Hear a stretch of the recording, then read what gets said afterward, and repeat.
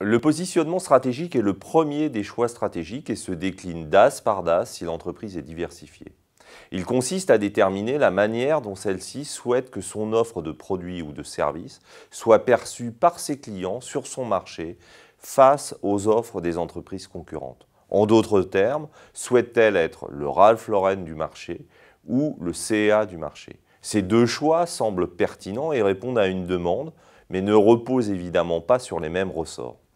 Le positionnement stratégique n'est donc pas déconnecté de la réalité du marché et de l'environnement, ni de la capacité de l'entreprise à délivrer une offre porteuse de valeur pour les clients et supportée par un mix marketing cohérent en termes de produits-services, de prix, de distribution et de communication.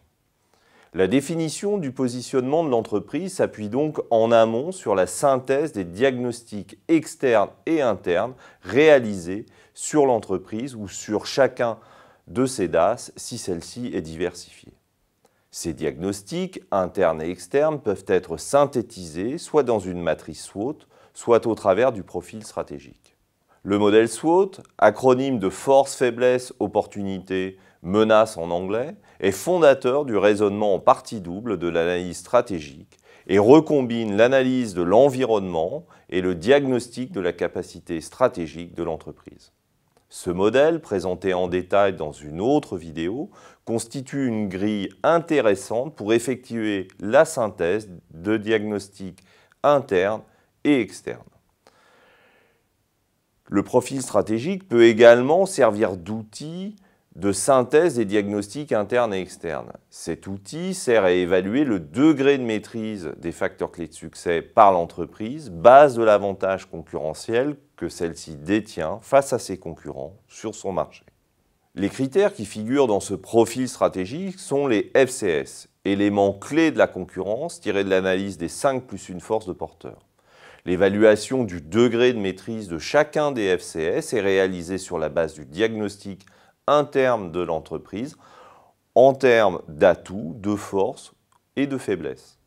Pour rappel, les FCS, qui sont généralement en nombre réduit, de 3 à 5, 10 maximum, correspondent aux éléments clés qu'une entreprise doit maîtriser sur un marché donné, dans un environnement concurrentiel donné, pour réussir.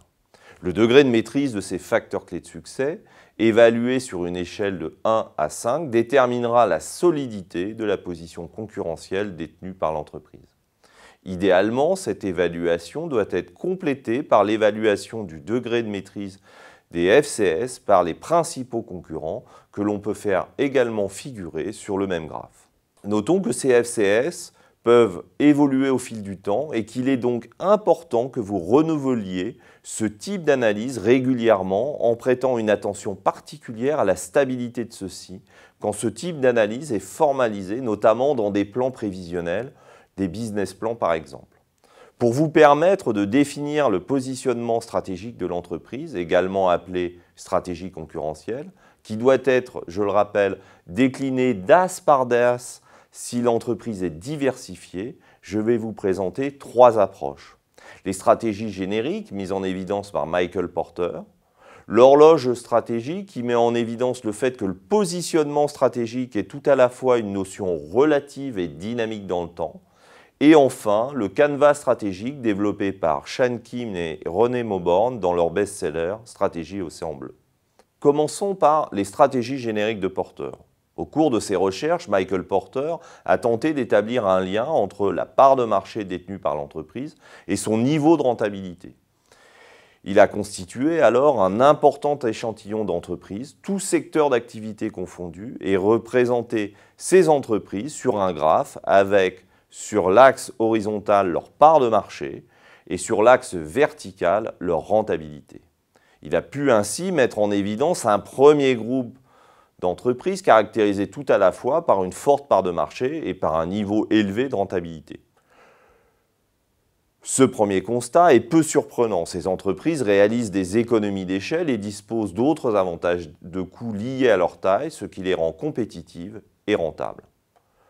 Le deuxième constat, établi par Michael Porter, apparaît à première vue un peu plus contre-intuitif. En effet, il met en évidence un groupe d'entreprises caractérisées tout à la fois par une faible part de marché et par un fort niveau de rentabilité.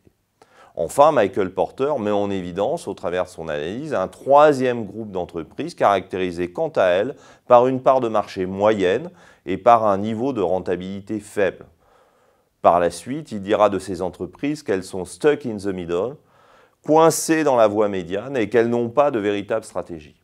Après avoir réalisé une régression non linéaire entre ces deux variables, part de marché et rentabilité, qui donne une magnifique courbe en U dont rêve tout chercheur, Michael Porter, en bon pragmatique, va s'intéresser aux entreprises gagnantes, c'est-à-dire celles qui sont caractérisées par une forte rentabilité, pour voir quelle stratégie elles poursuivent. Cette étude va déboucher sur l'identification des stratégies dites génériques, appelées ainsi car elles fonctionnent sur tous les marchés, dans tous les secteurs. Nous verrons en quoi consistent ces stratégies génériques dans une autre vidéo.